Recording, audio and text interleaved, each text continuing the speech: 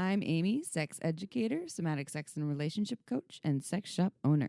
And I'm April, VP of an international high-end pleasure products company and boss queen sex toy mogul. We're best friends who make our own rules about who we are as sexual beings. With everything from how to be a badass in the bedroom to top tips for bringing your relationship to the next level, we have something just for you. So sit back, relax, and enjoy the show. Don't forget to head on over to our website at shamelesssex.com for more. And for 15% off of some of our favorite sex toys, use coupon code SHAMELESSPP in all caps at purepleasureshop.com. Hello, everyone. Ciao, Bella. Chip, you just got back from Italy. Italia. You were in a castle. Firenze. In a wedding. Castle. Is that how you say it? Castle? Nope. Castle.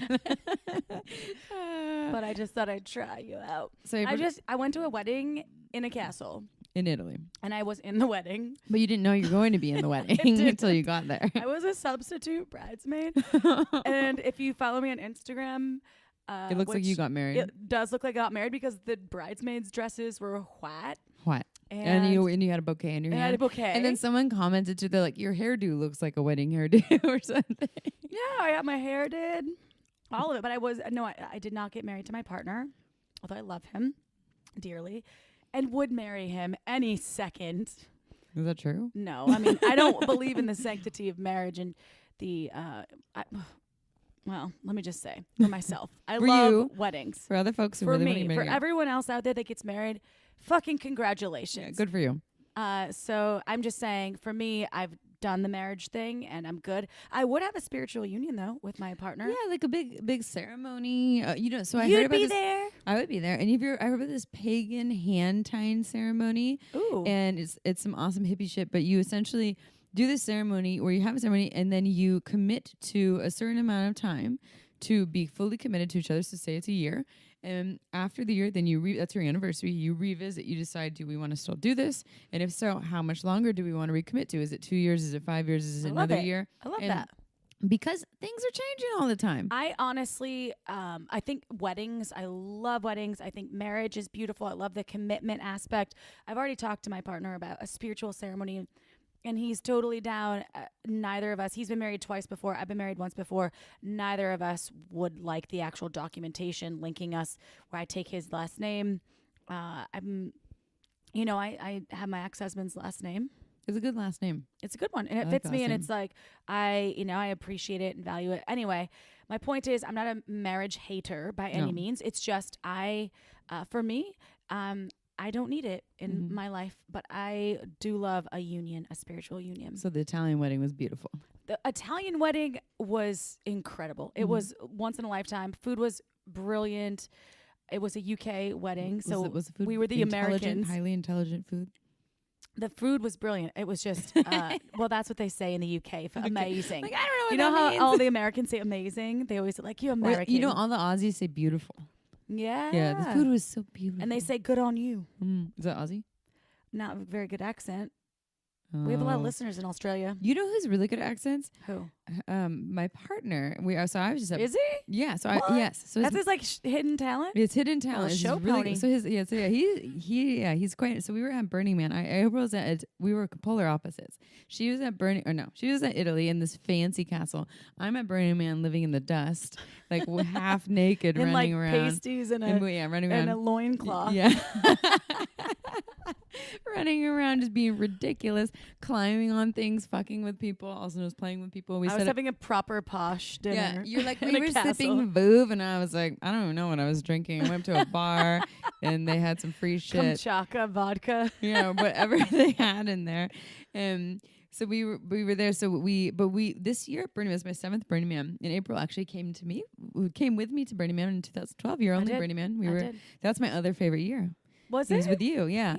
Because both years I felt really free, and this year I felt really, really free. Even though I was with my partner, but this year what we did was we really tapped into the hijinks, like the play and the performance of Burning Man. I love that. Just like you can put on any personality you want, just kind of like play with people. And we set up a free therapy booth and put on doctors' outfits and just kind of like fucked with people. But we gave them real advice in a nice way. If they needed real support, we gave them real support.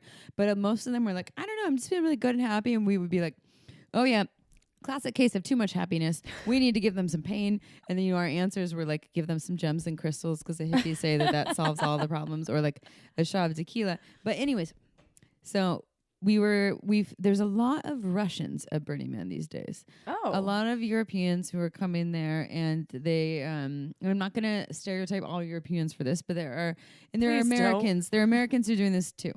And it seemed like there was a plethora of Europeans who would come there and have what we call a plug and play camp, where you pay an obscene amount of money to just show up and have everything set up for you. Like we're talking like, 5 to 20K to just show up and have this fancy camp. Maybe the Google people are doing that too. A lot of people are. It's not just Russians, so I'm not hating on I've Russians. heard about this. Yeah.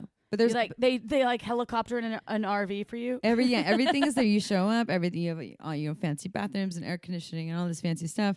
So, but fancy bathrooms and everything. Everything, yeah. And so we actually snuck into some of them. Well, how do they identify? I'm sorry to interrupt you, but how do they identify that you belong to this camp? Well, it was the last night, so I'm assuming they just gave up. But usually they probably would be monitoring. But we definitely don't look. So like they we pay for belong security guards too. There wasn't when we went in there, and it was just like this fancy setup, and they had like some cold clam chowder. I called them cold desert clams, brewing in the back, and like nice chai, and bathrooms that were real toilets that were still. There's like fancy porta potties and running sink water, which you don't usually have unless you own an RV. And do you think that these people are having little to no impact on the environment of the playa? No, I think that they leave their bikes behind and they don't give a fuck. And I don't think this is everyone, but I'm pretty sure that they're not living by the principles of Burning Man.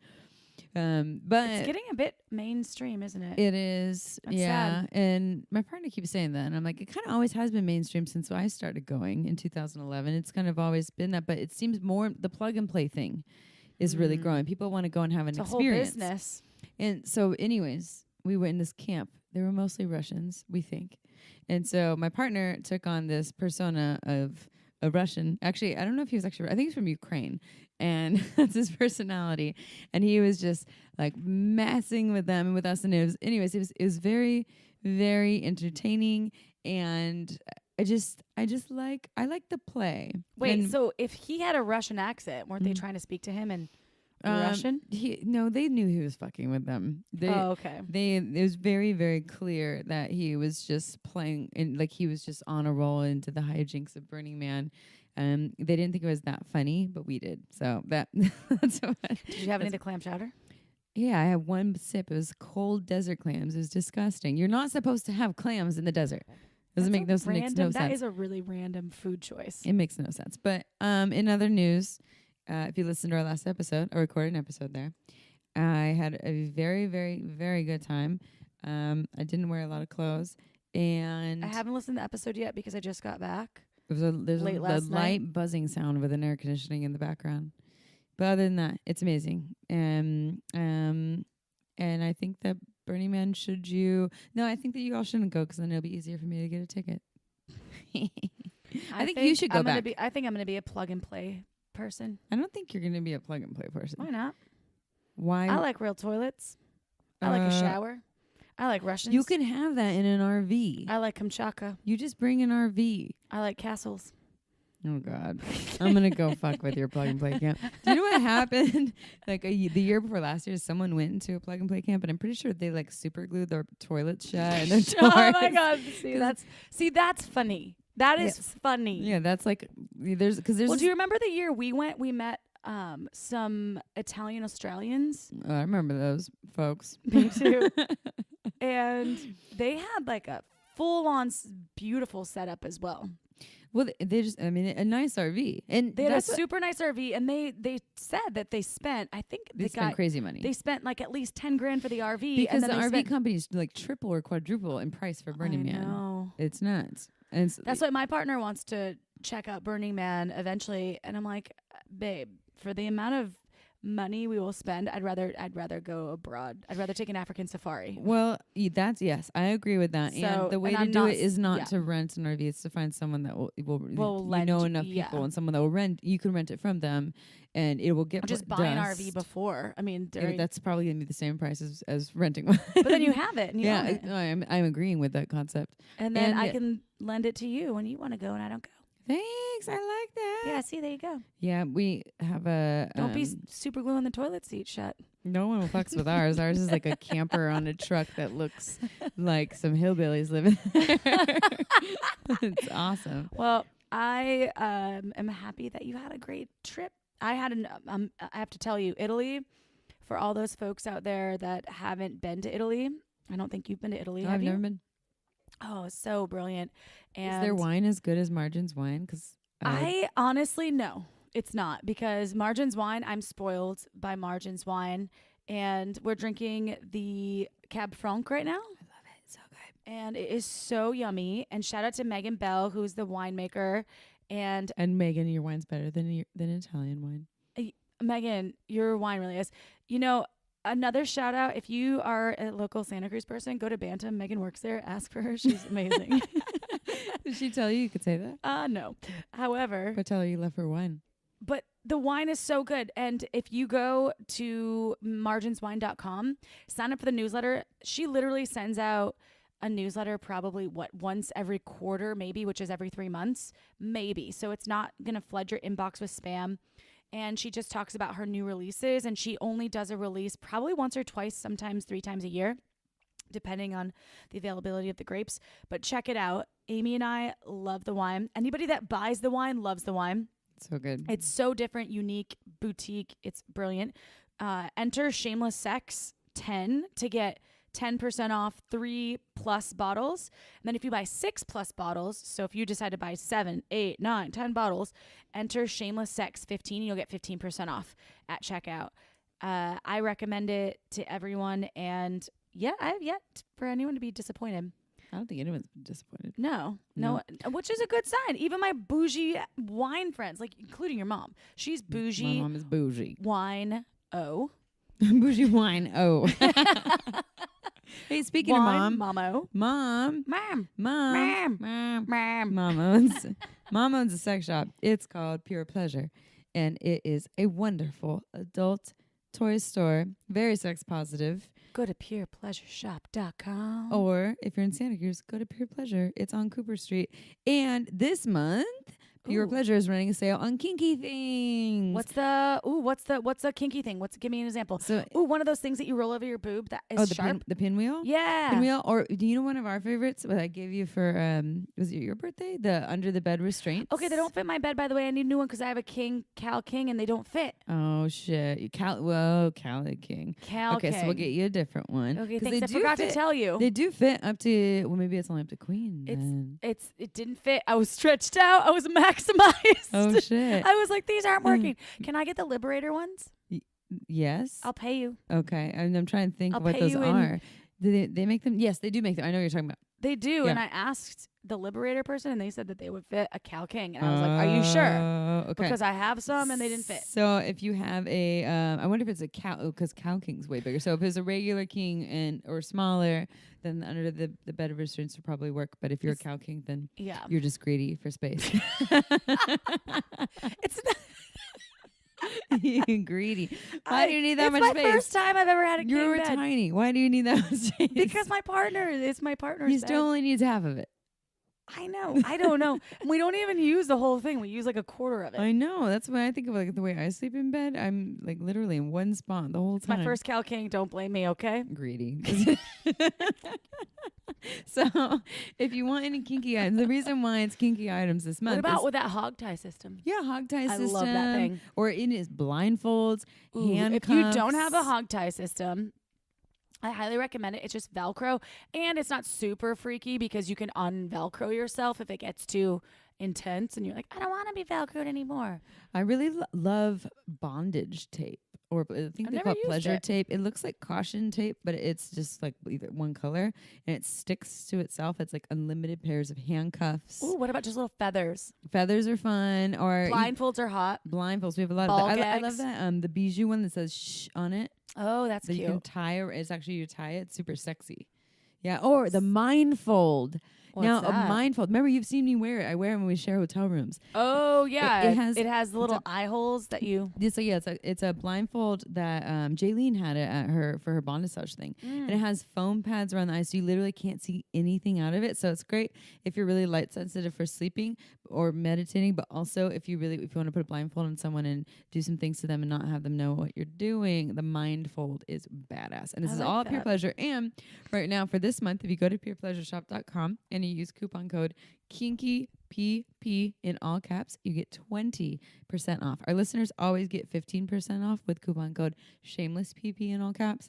But this month off kinky items, so anything in the kink section, using KinkyPP in all caps, you get 20% off. So you have a category that's Yeah, kinky. there's a cat. I forgot what it's called. It's like fetish and bondage pleasures or something on there, and anything in there is 20% off. Oh, that's pretty great because what about liquid latex?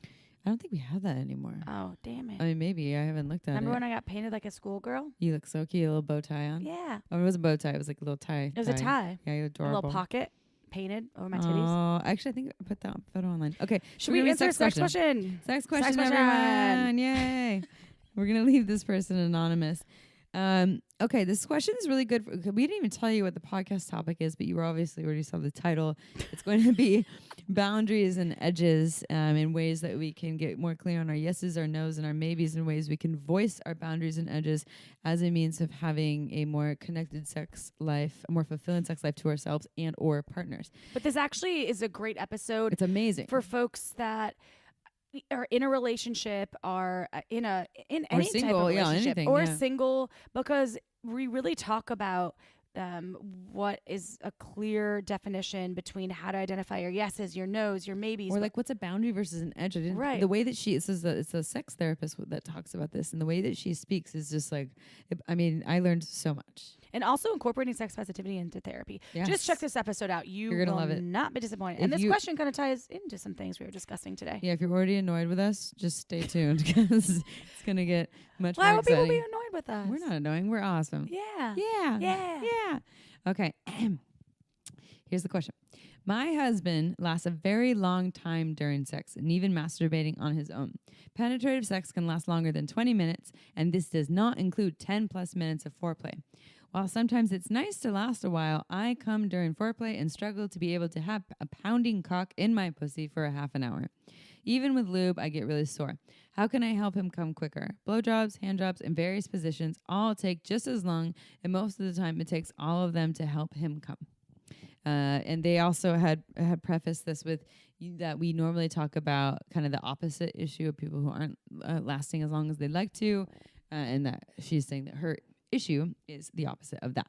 It's a good question. It's a great Thank question. you, listener, for reaching out about this. Yeah.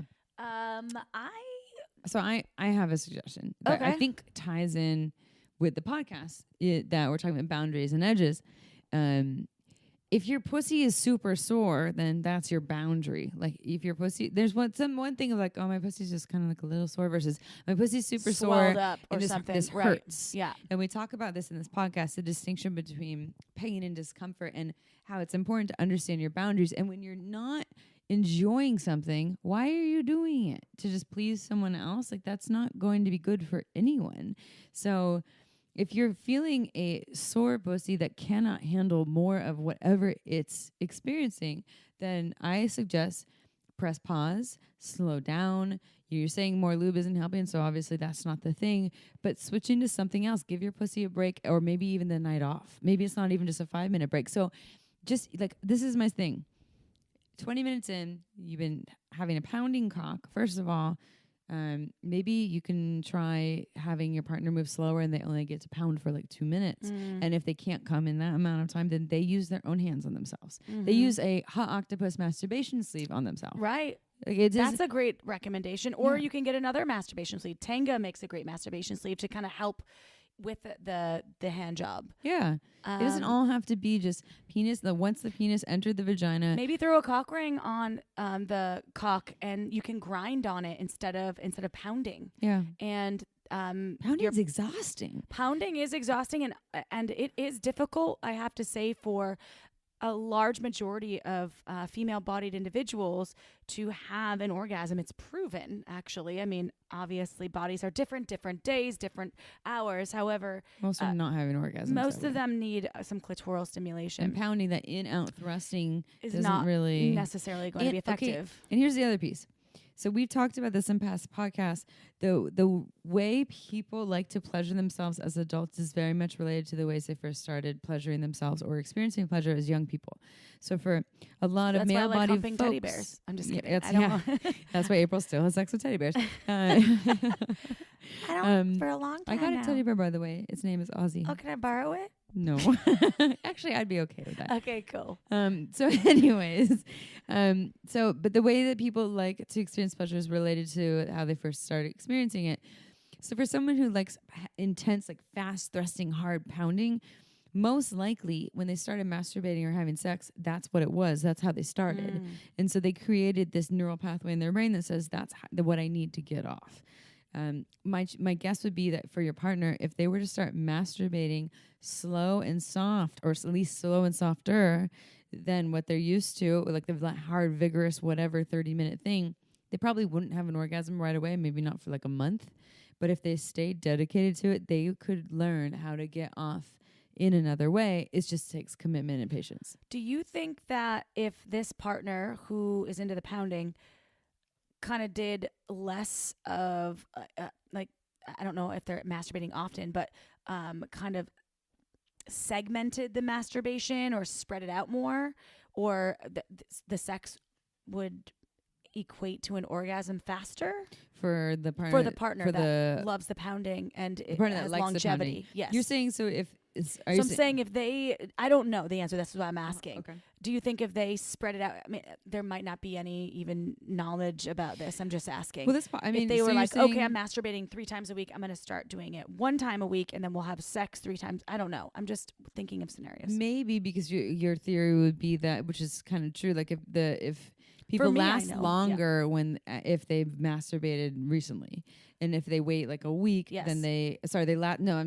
if they wait like a week, then they can usually come quicker. Right. So then if they were to masturbate less, then it could help. That's possible. This is because for me, I can tell you, if I don't have sex or masturbate for 3 or 4 days, I will come super fast the moment I do either of those things. Yeah. And it's not even a mind thing. It's like it just feels so good. Your body's craving it. Your body's like, oh, so perhaps if this person, I don't know that because they're not the one that wrote, perhaps they could try that as well and be like, hey, okay, you're touching yourself. And obviously, I love a masturbation a day. I'm just making a suggestion. I like that. No, I think that makes really good sense. And also the other thing which is where I thought you were originally going, but I think that both of them could be options to try would be to have your partner actually touch themselves for a while before you start. You like in order of operations, they could do the foreplay part that gives you an orgasm.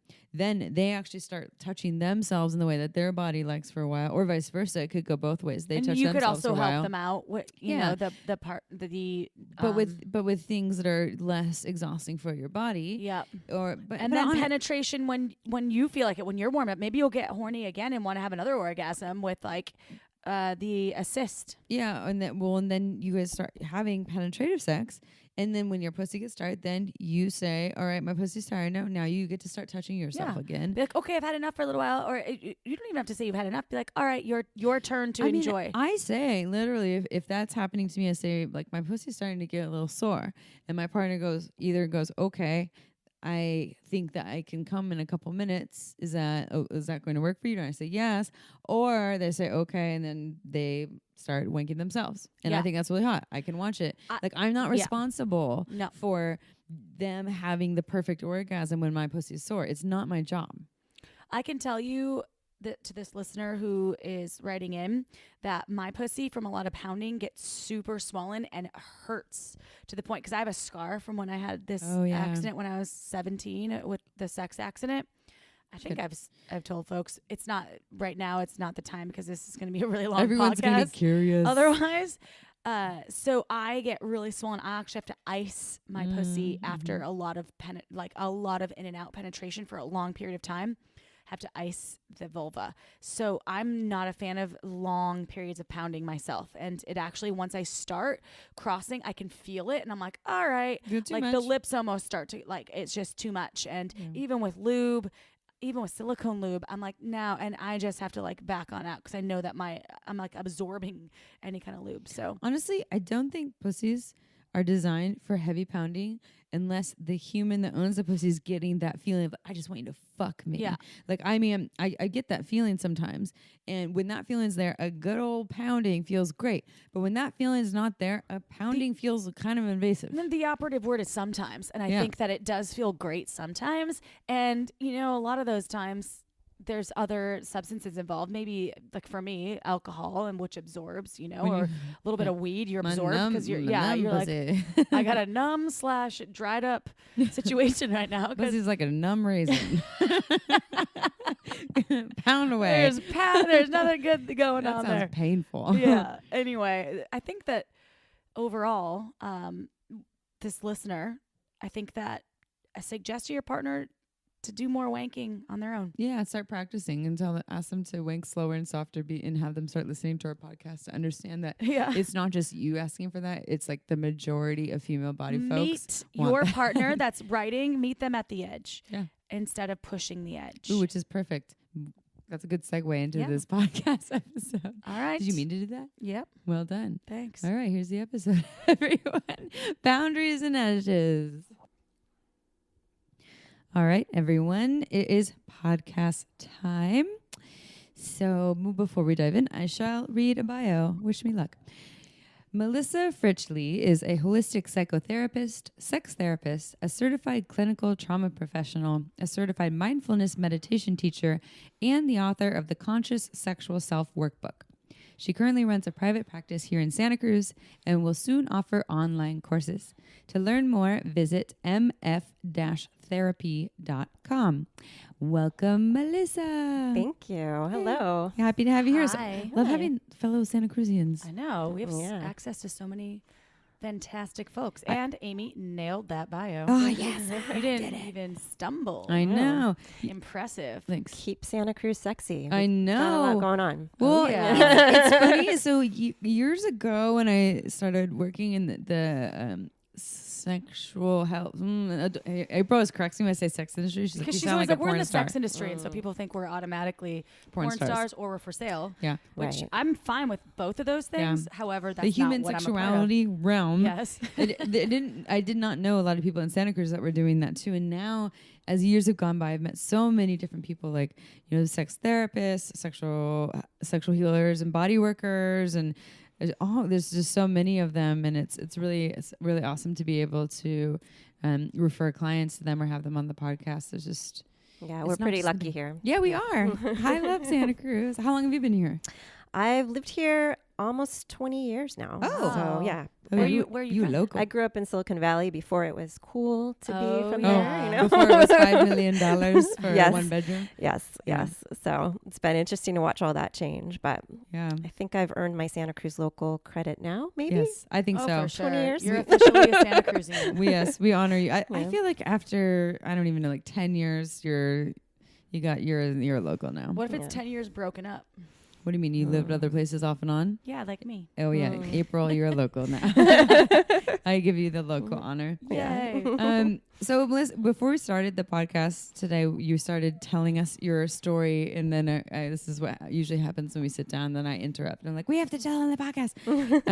Will you tell us a little more about how you got to where you are today? Because I know of you as a very sex positive therapist. I know that's hard to find people that are passionate about sex positivity in their therapy, people who are working with alternative communities, gender inclusivity and things like that. So can you tell us your story about how you got to be the awesome human that you are today. Oh, well, I mean, first, before I went to graduate school for therapy, I was a massage therapist. So, I knew when I wanted to switch to psychotherapy, it had to be therapy that took the body into consideration, because I feel like we experience the world through our body. It's so important. And so being able to approach it that way was really a key piece for me.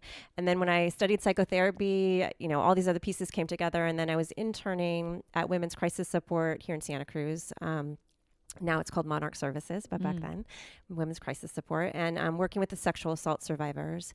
And what I was finding was a lot of people coming in and saying, they dealt with the trauma part of it, they dealt with the betrayal and the fear and the assault itself, and now they really wanted someone to help them enjoy sex again. And no one knew how to talk to them. No one knew how to support them. And it was really mind-blowing for me, because I felt like that is such a part of reclaiming your life and part of a healthy life and a healthy, full expression of who you are. So that's when I went and studied sex therapy specifically, and did an extra internship and all that good stuff that we're required to do. And within that, I found how much the range of sexuality was so important, and being able to find answers that are unique to the individual person has been really my passion. So, so much of the sex advice, which I'm sure you guys come across too, is like, here's the thing to do, try this, try that. It works for everyone. Right. Yeah. What your boyfriend really wants is this. What your girlfriend really wants is that. And what I feel like people really need is to find that way of trusting themselves and finding, like, amongst this huge spectrum of possibility, things that turn them on personally. So it's been really fun and a gift. What do you say? Going back to the folks that have experienced trauma and then come to you and they say, now I want to learn how to feel safe having sex again and have more pleasure in my life. I mean, I'm sure we could talk for 20 hours about how to do that, but where do people start? I think that the place that most people have to start is actually finding that calm, peaceful place within their own body where they can let feelings be felt. I think so often we're in our bodies in day-to-day life, and we're not taking time to feel what we feel. We literally don't have time. We're running from here to there to this to that. And we've been trained, I think, since elementary school to kind of check out of the body and do what we need to do and come from our head, or maybe our heart. But I think helping people, particularly people who have experienced trauma, come back into a felt sense, because their body will tell them what they're excited about, what they're ready for, what gives them that little chill, but that takes a level of safety and trust and coming back, so doing that in session, like helping people have an experience of what it takes to let the nervous system drop down and calm down and be there. Yeah. Yes, it was more experiential. That's why traditional talk therapy is just so limited, and then you have actual the experience of being in your body and feeling connected to it and operating from that place. How do you have people tap in? Do you have them kind of close their eyes and sort of kind of feel their own bodies? Do you help them with feeling? Because you said you had massage therapy experience. Yeah. So you utilize that along with the therapy. I don't use touch with clients because I'm licensed, but I'm a mindfulness meditation teacher, and that has been really valuable. So a lot of it doesn't have to be eyes closed, but I help them, feel your breath, feel the different sensations in your body right now. Just sitting here in this chair, feel what's the chair supporting you, feel your feet on the ground. And then to start to feel like, where are areas in your body that feel warmth? Where are areas that feel numb? So really kind of walking through and getting familiar with the whole range of what's going on. Because there's never, we're not all one thing at any time either. Right? Yeah, and that's hard, I think, for folks with trauma to do on their own, because their body, they've either turned off or numbed out, right? So they don't necessarily have the ability to just, I'm going to sit in my chair and feel my body now. Right. Yeah. It needs you the need guidance. a safe person with you, actually. I think trying to do it by yourself, like even just teaching mindfulness, people don't feel comfortable doing that at home by themselves. But to sit with me, once some trust is developed, keeping our eyes open, looking around. We're in a you're in a safe space with a person who knows you, and I'm right here with you, is a really important part of it. Yeah. And currently, you mentioned this before we started recording, and I thought it was super interesting and such a good point. The typical therapy these days really kind of excludes sex positivity. Right. And that's something that you're working hard to bring, I mean, obviously into perspective for other therapists. But why do you think that is? And how can we start to sort of, help folks that are in therapy become more sex positive? Yeah. I mean, gosh, there's a lot to say about that too. That's another 20-hour topic for sure. But I mean, the first thing is because we're all, trained to be scared of sex. And particularly, unfortunately, in the medical or healing professions or academia, there's a lot of fear around this realm of sexuality, and it's excluded from being talked about. So I think what a lot of people don't realize is most therapists, and we're talking about California, so one of the more liberal places, they're only required 10 hours of human sexuality training. Oh, wow. To become licensed. That's nothing, that, and most of that isn't about anything involving a spectrum. It's about the problems of sexuality. It's about potentially a little bit of trauma. It's about, the dysfunctions that are covered in the DSM. So that is such a limited and scary scope of sexuality that therapists have in their minds when they sit with clients, that they're not prepared to be sex positive, and then they walk in as a human being like everybody else with their own stories and histories and fears and hangups. And I think that a lot of the training to be sex positive really is in clearing up your own stuff. You have to be sex positive with yourself first, which isn't what a lot of therapists signed on to do necessarily. It'd be great if we all did, but the truth is a lot of people didn't. So I think people have to really shop around, and sexuality is a specialty for a reason in the field of therapy or sexual health in general with medical doctors or things like that. Yeah. That's, well, I guess, we can dive into that a little bit. Well, we can talk, we'll dive into that a little bit, because you have some offerings that are specifically going to target that realm to help people that are already working in therapy. So we'll talk about that in a little bit. If you are a therapist or a social worker or even some coaches, there's some offerings here for you. So stay tuned, don't tune out, stay with us. So what about with boundaries and edges? Because I think this kind of goes hand in hand with what we were talking about. It's a good one. Yeah. With whether it's with folks who have trauma, who need to learn how to understand boundaries versus edges because they're getting back in their body and understanding their yeses, nos, and maybes and how to operate from that place. But even folks who don't have trauma, I know that it's, of course, everyone has some sort of trauma, but like, what they would identify as like extreme trauma, it still is really hard to understand. When am I getting a yes? When am I getting a no? When am I getting a maybe? When is this an area that I'm just feeling some fear, but if I push the edge, there's a good thing on the other side? Or like, or when is this an actual like, no, I'm going to freak the fuck out if I do this thing? And is it worth it to keep coming back to something, maybe to try at other times if they're getting hard nosed? That's one thing that I've always wondered as well. Or should just not approach it if it's too traumatic. Right. And so we've got, the two different conversations. I mean, one is about how to communicate to a partner about that. But I think the first piece, again, that it comes back to is how to communicate to yourself about what your yeses, nos, and maybes are. And you're right. Like, we mostly don't know how to do that, and the idea of a boundary, I think people are more familiar with it, but they feel like a boundary is something that's kind of external, about other people versus boundaries within ourselves. And then the idea of an edge is like, that's new for a lot of people. They don't really familiar with the concept of edge, but I think it's so important to having a vital sexuality, and not just in sexuality, in other areas of our lives too. But I think those, being able to dance up to our edge and work it is really important. And I think I learned that concept more in yoga, like in my body, and a whole different concept where it's like, if you're not feeling the stretch at all, whatever. But and if you're pushing way past the stretch, you're going to be hurting the next day. So that concept of like, where is your edge? What does it feel like? Was really helpful to me.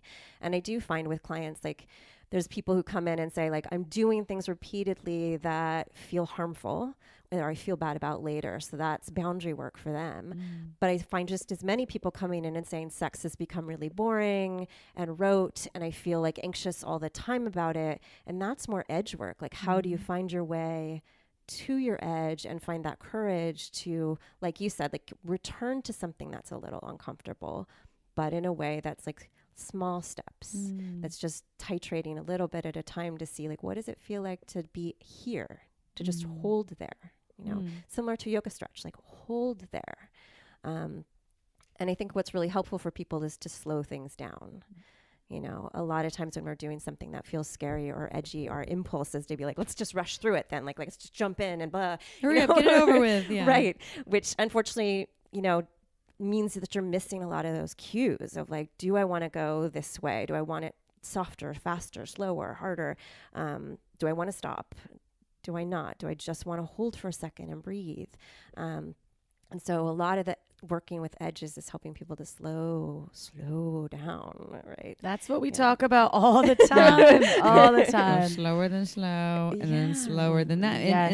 And I think that kind of there is this thing in sex that if I'm getting a no, or I'm not getting, or maybe if it's a maybe, I'm not that into it. I maybe instead of just ruining the moment and letting someone down, if I just get it over with, Right. there's that's huge. Right. I mean, that's a big thing for a lot of folks, and then you get your own form of sexual trauma that it doesn't seem like it would be because you're still consenting, but it's just from compliant sex. But it's so that you would say that is more that is edge work then. Well, it sounds like you're crossing your own boundary. I mean, if you're saying to yourself, I don't really want to do this, but let's just get it over with because I think it'll keep someone else happy, or it'll get me something that I think I want down the road. That sounds like it's more boundary work. That could be about a conversation with yourself about what do you really want here, and what do you deserve here, and how can you communicate? Yeah. You know, I think a lot of the boundary stuff is because we weren't ever taught how to communicate about sex with people. Yeah. And so it's easier to just go along with something than to say, like, could we have a conversation about why I don't want to, or why, you know, what conditions I would be willing to, but maybe those aren't the conditions that are present right now. Yeah. And so it takes this conversation, you know? Yeah. And I think a lot of people also, like, when they hit those boundaries for themselves, they just say it's easier also to just say no.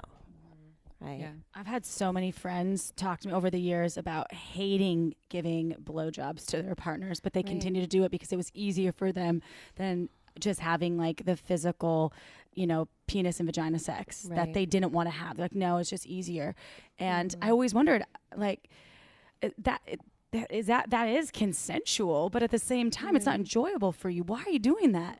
Like, how can you get out of that space? Anyway, that just came to my mind when I thought about what you're talking about, compliancy, and it's just unbelievable how often, even they're married to this person or they're in a long-term relationship, and they're still just doing it, and it doesn't feel good or right, but they're just doing it to like get it over with. Well, it sounds like it's to me, it could be a combination. There's the boundary work of not voicing your boundaries, but there's the edge work of which I never thought of it this way until you explain it, but the edge work seems more like, where's the negotiation in here for how far you are willing to go, right? So but people are looking at it as very black and white. It's not yes and no, but even though I'm getting a no, I'm still going to say yes, but they're not taking into account the negotiation of how far they can go to still have everyone's needs met, maybe. Right. I mean, in the case of your friends, like giving a blowjob that you're not that into giving, maybe there's edge work in there around like, what is it to offer an act of service because I love this person?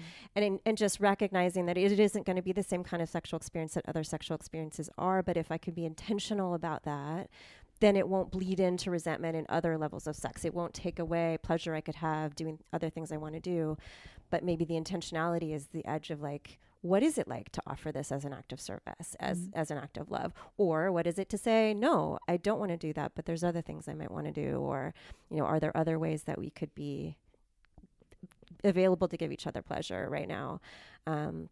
So I think that a lot of it too is understanding, what is it that you want? You know, one of the things I talk to clients a lot about is like, what do you want from sex? You know, because we all are, again, sort of trained in this, like, let's just not think about it too deeply. Of course, we all want sex. But it's like, well, first of all, we don't all want sex. And Yeah. secondly, we want it for lots of different reasons. So sometimes the edge work too is like trying to figure out, what is it I really want from this experience? And maybe not necessarily the goal of orgasm, Right. the goal of pleasure and Yeah. feeling good, being in the moment, getting into your body, Yes. and really breathing into an experience. And that's something that I think that's really hard to do. And even though it seems as it would be so easy, it's not. It's not. It's not. You're in your head. No. Does this? Are they enjoying it? Or What do I look like? What Yeah. do I smell like? Yeah. Am I gonna come? And it goes on and on. Yeah. I'm not gonna come. And then Right. when that starts, I start to No. spiral. I'm like, oh, Right. get out of my head. Got in my own way. And then Right. I just try to continue to enjoy the moment, not expecting to have an orgasm. I'm just like, you know what? If it comes, I'm gonna be great. Right. So- Right. But it takes that moment of being able to readjust and say, Yeah. like, stay present with what is happening, not 2 minutes down the road whether an orgasm has happened or not, right? But and yeah, those aren't skills that we. And then if you have a penis owning partner, if the penis stops being hard, you get I get in my head. I can't say you. I don't know anyone else. I'm like, oh no, what happened? And I'm like, wait, Is it just- me? Yeah, Did I do it? yeah. That I totally, completely relate to the being in your body, because that is such great advice that.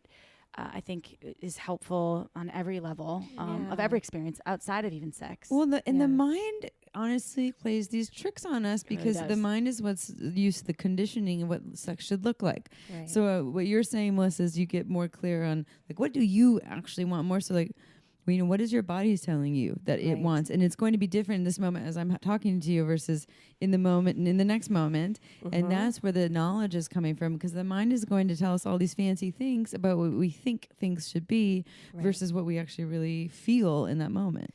Right. I mean, it would be really clean and easy if we could set our boundaries, 3 years ahead of time and just know that they were going to stay like that. And be like, well, this is my green list and my red list and my yellow list of things I want to do or They whatever. change every day, They right? You're like, change. damn it, I Yeah. love that yesterday. Right. And they change in the moment, and they change depending on how your hormones are doing today, and they depend on how tired you are. Sometimes I'm like, hey, pussy, you like this, remember? Why, come on, do something. Pussy's like, Not "Nope, today." This thing is not on. Today I do not. Tapping it like a microphone. Like, Yeah. come on, Hello? work. No, you gotta respect the pussy today. It's, Yeah. it's a And I was different like, day. you know what? Let's just Right. focus on other body parts now. Right. And I mean, and even worse, what people do is they apply like, well, that worked for my past partners. yeah. So, you know, yeah. it's Oh, like, totally. well, Oh, the other Cool. women that I used to touch like this had orgasms. right. Yeah. Oh, the Right. other men. But yeah, I mean, yeah, no, everyone, note to self. Whatever your past partner liked, first of all, they may have liked that one day, they may have not liked the next day, and your new partner is a very different human. Yes. Yeah. Yes. I know a lot of folks like feel shame from that. And I know that partners aren't trying. I don't know. I assume that most of them are not trying to create shame by saying, "Well, No. my last partner Right. used to get off really easily to They're this." just doing what's familiar and Right. that They're they know trying worked. they're trying to find something that's going to work. But then 'cause- that person feels broken. Yeah. They're like, oh, maybe it is me. Maybe I'm broken and more complicated, and all the rest of the humans in the world are easier, and there's something wrong with me, and now I need to go and fix my genitals and Right. whatever. And it comes back to that sense again of like, I have to look for the answer externally to me. Maybe Cosmo magazine can tell me. Maybe my partner can tell me. Maybe my girlfriend can tell me, right? Rather than again, like maybe I'm going to have to figure it out because I don't have the answer from my partner yet about what works. And that's frustrating. And it's intimidating to say like, we're going to kind of have to figure this out It together. also could be exciting. It If you could think be. about it that way, oh my gosh, I'm learning about this new person. Yeah. Every day could be different. It could be an endless array, a journey together of Right. finding what pleases you. Right. Well, I mean, that's really And me. juicy edge Yeah. work, right? Yeah. Really juicy edge work around just being mindful. Yeah. Right. I mean, I think a lot of times people also, the thing with edges and boundaries or whatever, they think it's going to have to be this like fantastical thing that you're doing, that you're trying that's new, involving like outfits or, different Role identities play. or whatever. But instead, like you can work an edge of like, what is it like to be slow? What is it like to just say like, I don't know, and we don't have a map here. What is it like to just say like, let's do it. Yeah. Touch me backwards. Let's, Yeah. whatever we used to do, the like particular routine that we've fallen into, do it the opposite way. Yeah. See how that goes. Whatever. That can be a part of it, right? It keeps you awake and alive and conscious to what you're doing. Do you feel that part of keeping long-term relationships spicy is pushing edges? Because that's part of that is like the newness and there's like some like newness and expansion there. So you think that if people are like, oh, we're having an adult sex life, to push edges would be a way to enhance that. Yeah, I don't like the term push edges, but I would say meet edges. Meet them, okay. Find them and meet them, and dance there a little bit together and see what's happening. And that's, that as a sex therapist, that's a lot of the people that I work with is people who love each other a lot. Their relationships might be working great, but the sex has just gotten really boring, really kind of empty, monotonous. People always complain about monotony to me. How can I change this? Yeah. And you just have to do experiential fun evenings of discovery, or mornings, or afternoons, or switch it up. Weekends, weekdays. Yeah, and I think that that's a big part of it. And I think what happens, for people in that is they get scared that I have to be someone that I'm not. Right. That means I have to go and try to perform like this porn star, right? Yeah. Or I have to look a different way, or I have to be someone different. And so that's that piece again of coming back to like, actually your edge is your edge, like wherever it is, it's something that has to be experienced, felt, sense. And I think that's another way people cross boundaries too, is that sense of I want to be someone different than I am. Yeah. Like we lay that trip on ourselves, right? Like I want to be someone who really likes this. Yeah. And I think that's a fine reason to try something. But like what I hear is people are getting the feedback from themselves again and again of like, I don't really think I like this, but I want to like it. Yeah, you know. Is it, and this is my own personal question, pushing the boundaries and not pushing, meeting the boundaries or the edges of your partner, is it something that is not good to do, or is it something that, especially not around trauma as much? Trauma, no. However, things that, I don't know, like let's say dirty talk. Okay, I'm going to use an example of dirty talk. And this is something that perhaps, I'm not getting enough of. Wait, that's not, or I want more of. You have a friend. I have a friend of a friend who wants more. Because I tend to be really bad with dirty talk. I want to be better and I try. But you really like to receive it. But I like to receive it. Yeah. So my question is, I don't think there's definitely no trauma with my partner in dirty talk. However, if I ask for it, I don't know. That my question lies within meeting the edges and how free therapy right now. Well, I mean, if you think it's an edge for your partner, then I think it's, to say like, don't drop it altogether, but think about ways that you can like maybe back off of where you want it to be and explore something closer. So maybe it's like, if during sex is hard, what if you lay next to each other with the lights off and do it? What if you do it into the phone? What if you read erotica to each other so you get used to saying the words aloud? Like, look at these ways that you can pull back a touch from what feels like the harder edge and like dance around that arena, right? Because it's still something to ask for, right? And I don't think there's, I invite couples or partners, other partnership units to not think about like hard nose, but to say like, is this something we can revisit later? Right. Like maybe it's a no now for a month, for a year, we don't know, but like, is it okay if I revisit it later? Because it is something that I would really like. I just thought that perhaps the listeners could take that to another level, for whatever level that's in their relationship, because everyone there's individuals in relationships, there's multiples in relationships, and of course I think that meeting edges is going to happen on a daily basis on so many levels outside of the bedroom as well. So that was where my example led with, and that was the first one that came to my mind. So love my partner, love the dirty talk, and love that suggestion about the erotica reading. Like I think when you hit a partner's edge, like that should be an impulse to think creatively and be like, how could I make this more easy and comfortable for you?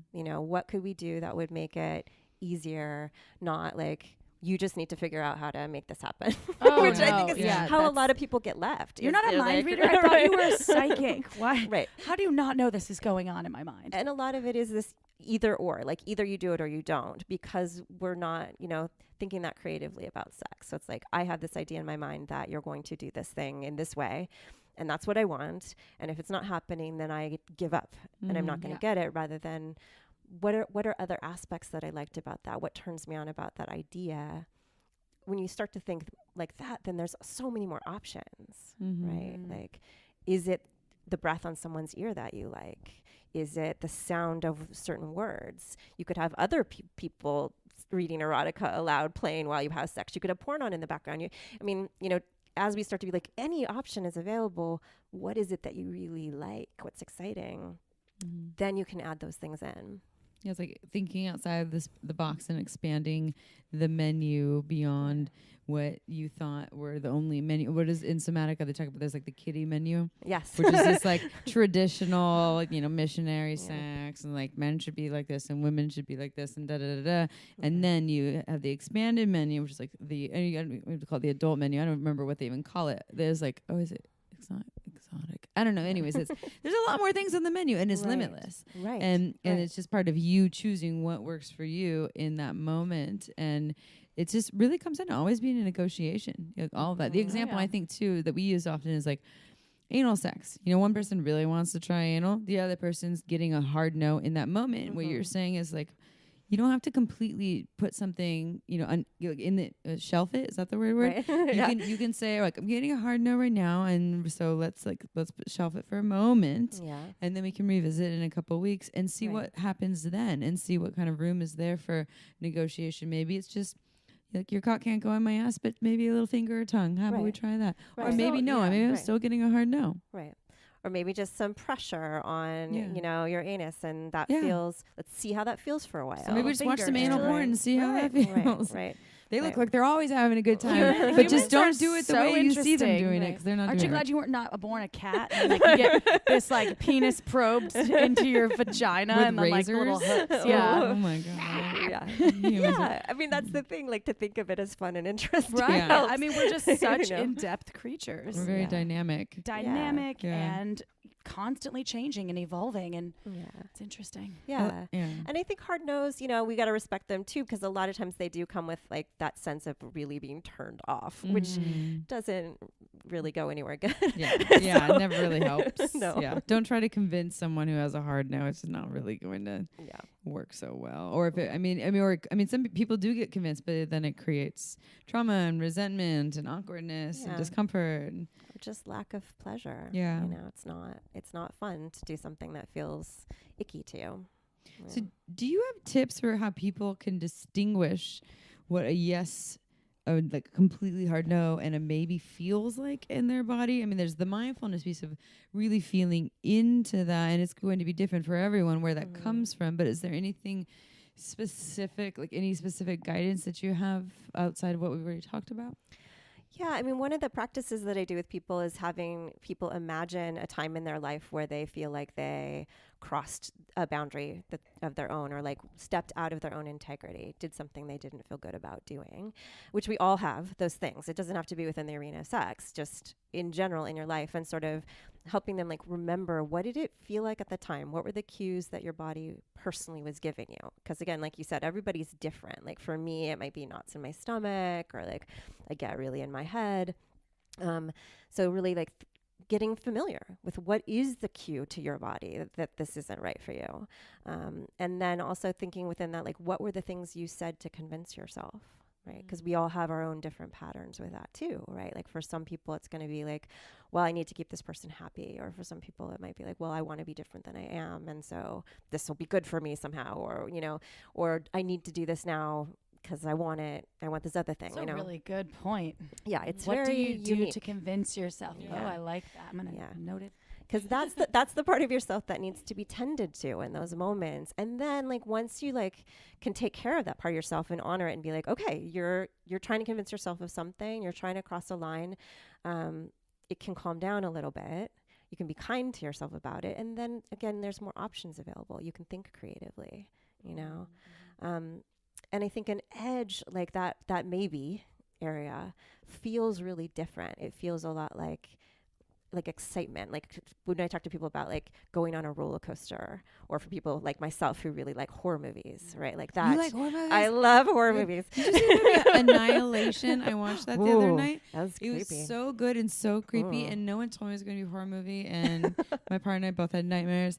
But then I researched it, and they said the critics say it's about cancer. Anyways, sorry everyone. If you haven't seen that movie, you would like it. You should watch it. Annihilation. It's neat. Yeah, it's good. Okay. Very psychedelic. Okay. Yeah, very Oh, psychedelic. She okay, likes those too. Annihilation. I'm gonna write Yeah. that down. Yeah. So anyway, I mean, I think that sense of excitement can get confused with anxiety. Yeah.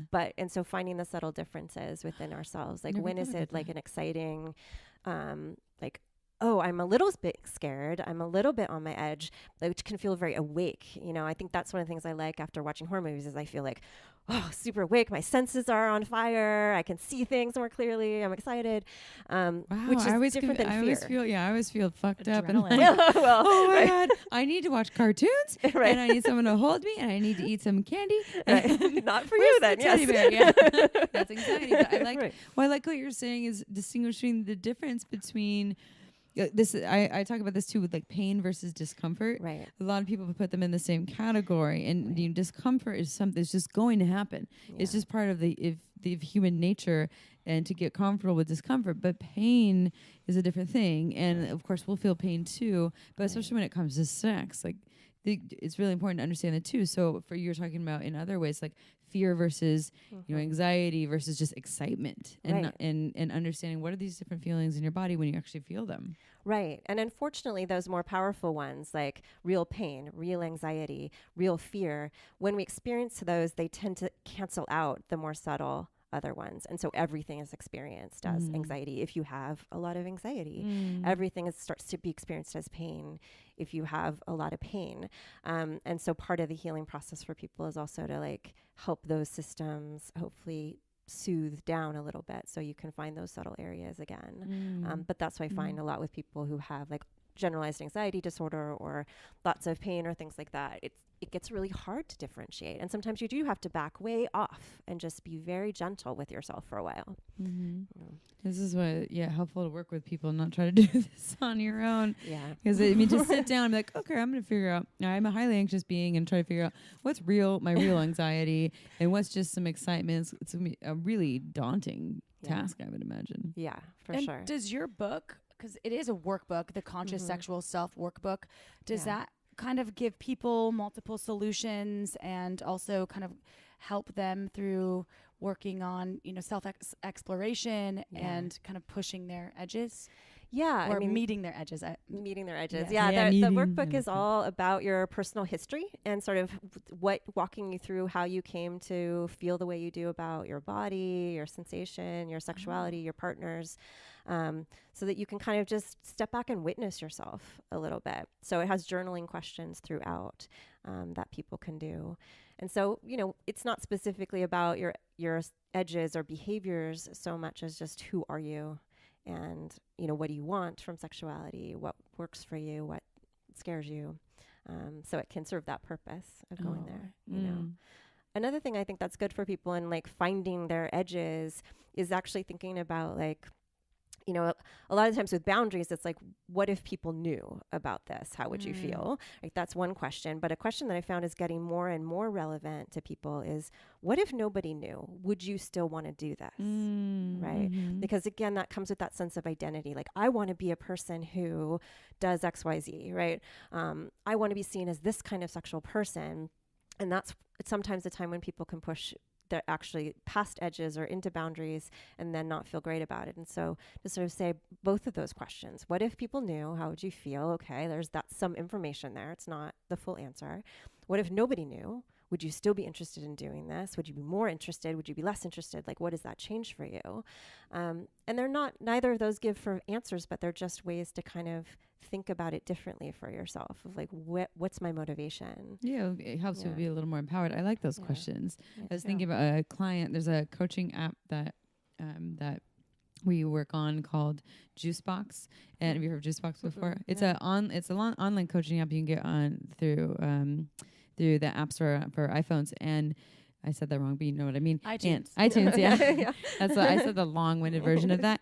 And so it's all through chat, and people can work with us. And so I have some clients that I see on there, and it's pretty awesome. It's super affordable, and so it's very anonymous. But I was talking to someone about that exact thing of they're feeling shame about some of the things that they're doing, and they're like, I only feel shame when I talk to people about it. On my own, I don't feel shame about it, but when I talk to people about it, I feel fear. I feel fear of being judged, and I think that's helpful to I like your way of doing it. You're not telling people, you're giving them questions so they can go Yeah. deeper into their own process. Right. Yeah. Because I mean, if you feel shame about other people judging you, you know, that doesn't mean it's a no for you. Yeah. That just means now, like, let's address what that means. And maybe people would judge you, and maybe those people are wrong. Mm-hmm. Yeah, you don't know. You know, Yeah. but Maybe it's but their what own does it conditioning mean? and their own stuff that's nothing to do with you. Yeah. Or maybe you're not in tune with yourself and they're really seeing more Yeah. parts of ways that you're not protecting your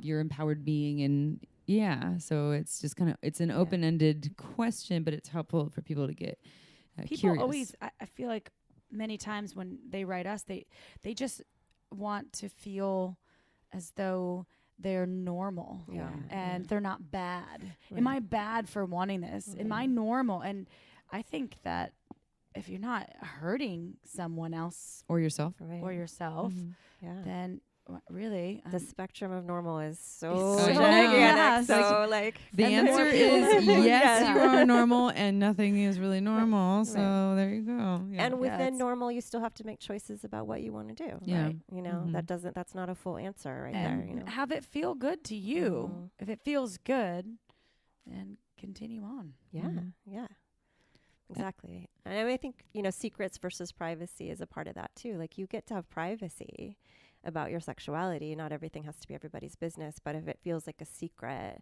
then that might be talking more about a boundary that doesn't feel good for you, or Mhm. it's something that you feel like you really have to hide, or it feels like it affects you and you carry it around with you, you know. Mhm. Yeah. Whereas privacy is something that kind of like can feel empowering. Yeah. Like, I have This this is private just thing. mine. Yeah, Yeah. yeah.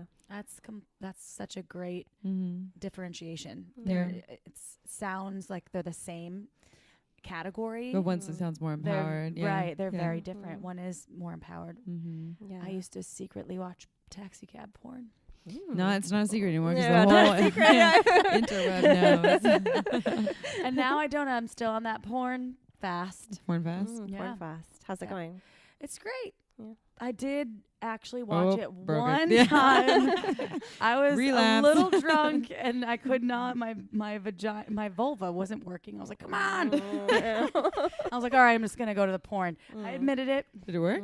Yeah, it worked. It's funny that when the body's numbed out from all the wine and the vibrator's still not working, but the porn somehow still gets that dopamine running. Gets the brain turned on. Didn't Yeah. make it to. I did not want that to turn about me. No. However, I just was trying to be open about my secrecy. There you go. So this is not secrecy or privacy. Yeah. Right. However, I Neither. did just I Yeah. got some free therapy. Thank you for the therapy. So people, your book, the Conscious Sexual Self Workbook, people can buy Amazon? Yes. Yes, Amazon. okay. You'll get it in a couple days, whatever. Yes, or if you're a Prime member, Tomorrow. Yes. very quickly. with Maybe before Amazon 8 these p.m. days. tonight, Pacific Yeah. time zone. Right. Yeah. And then, so And what you're are... coming, you're coming out with another book as well, right? Well, I'm not giving myself a firm deadline. Okay, It's got in it, the got works. it. It's In the works. process. Yeah. Can you give us any hints? Or Yeah. It's going to be about our relationship to our body. So it'll have, you know, workbook style questions like the Conscious Sexual Self Workbook. So journaling prompts and things for people to see their body as really their guide for moving through the world, for feeling connecting with something bigger than themselves, but all the ways that our body can serve us that it often doesn't. So Yeah. Beautiful. The body, everyone. Yeah. It knows what's up. Very nice. So I want to go back just before we I want to know about your other offerings, but before we do that, I know that you have a program coming up that we talked about in the beginning. Yeah. That is it's a trauma-informed sex positive therapy program that is for sex therapists, some coaches, and social workers. Can you tell us a little more about that? Yeah, I'm really excited. I mean, this is putting together my passion of how I wish the therapy field saw human sexuality and sexual health. And it's you know, truthfully, it is based on some of my frustrations of what I've seen in the field, and really wanting to do a training program in the way that I want to do it. So it's a 9-month program, and it's going to be cohort based. So it'll be a small group where we can support each other, talk about our own sexuality, our own transference and countertransference in the therapy world, and be of support to each other in that way. So it's 3 weekends here in Santa Cruz, and then online offerings for 9 months. And what I found, the thing is, like, trauma-informed, sex-positive. They both sound like they should make total sense and be a part of everybody's sex therapy. But what I really found was those two approaches or fields or clubs, however you want to look at it, actually haven't really worked that well together. So the sex-positive stuff came out, it was in the 70s, a lot of the good, therapy at that time, where it was really like the answer is that we're all repressed and we've all been shamed, and it's just about getting rid of that, and it's just about doing whatever feels good. And it unfortunately did leave a lot of people behind who are like, well, now I feel pressured to be a particular way. Now I feel like I'm supposed to just like do rather than like feel if it feels okay for me. And if I say a no, it's repression, right? And so it left a lot of people behind. And then in the 80s, the trauma-informed stuff came around, and we started to realize how many people had been sexually abused and talking about that more openly and all of that. And that field then became very focused on sexuality as a wound and the way that we've been hurt and how to make sex safe. And both of those fields have really good things to offer, but they're not the full answer. Right. And so what I really found has been important for me is how to bridge those two things, right? How to address that, yeah, we do have sexual wounds, and that a lot of times people have to relearn how to be safe, and that we also have to be sex positive because sex is part of healing. It's a part of our life. It's an amazing way to express who we are in the world. And so addressing the trauma, addressing the sex positivity, and of course the whole spectrum, as I said, and you mentioned earlier that, I work with clients who are kinky, I work with clients who are poly, I work with clients who identify as in full gender spectrum. All of that needs to be included, and it really hasn't been. Like you said, there's 10 hours of 10 hours, training. right? You can't What can you cover? 0.5% of the topic of human sexuality with Right. that. And it's so dynamic. It's huge. And that's Right. 3 weekends in 2019. Yeah, it starts in January. April, and July. Yeah. You can go to your website, mf-therapy.com for Yes. more. Okay. Yeah. And folks could, if you don't live in Santa Cruz, you could just come out for the weekends and then go and do the. It's hosted Exactly. in Santa Yeah. Cruz, and it's really nice. Yeah. Yeah. Santa Cruz is a great place to come no matter Yes. what, right? You're So not going to miss Love it. You can maybe you'll see April and I at Hot Yeah. Pilates. and it's At national. Pilates or anyway, shopping. Yeah, and I got approved for national CEs. So, nice. whatever state What you is live national in, CEs? it means if you're an LMFT or a licensed social worker or an LPCC, you can get your continuing education units Oh, cool. covered for this. So That's great.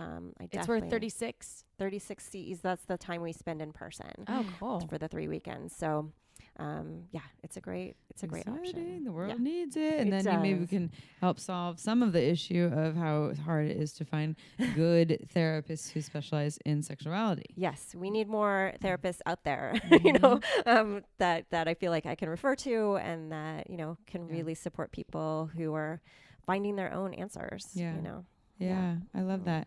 What are your other offers so people can work with you in person in Santa Cruz? You see clients here. Mhm. So what else? How can people work with you? What else is available? So, if you're a California resident, you can come also for couples intensives. So people come and spend a weekend here in Santa Cruz and do like 6 hours of therapy with me during that time on a particular issue. And that can be a really great way to sort of get things moving, get some change in your relationship. I work with people who are in therapy with other therapists who maybe, again, like their therapist isn't that as great as a couples therapist, but doesn't Talk about sex. Yeah. It's so funny how they're different. It's like Yeah. someone can do marriage and family therapy, Mhm. and then the sex piece is left out. Right. Like for me, I'm like, they all what? That makes no sense. Yeah. Mhm. So it's a way to sort of supplement that for some people. So I'm doing that. And then I'm going to be putting together some online courses, which will be on my website, that'll walk you through sort of mindfulness in relationship, mindfulness with your body. So online things that you can do on the screen. Mm. So at home. Yeah. Perfect. So that's at Lots of good stuff. mf-therapy.com. Yeah. For Melissa Fritchle. Is it LMFT? Is that what we call it? Yeah. Licensed marriage and family Yeah, therapist. LFMT. Yeah. Yeah.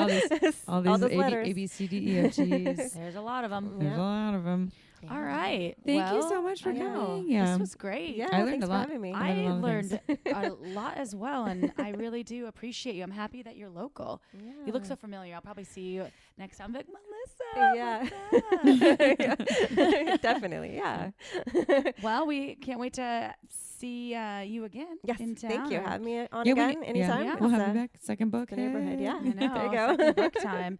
All All right, y'all. Well, thanks for Thank you. joining us again on this Tuesday, or if you're listening on Wednesday, Thursday, Friday, whatever day it is.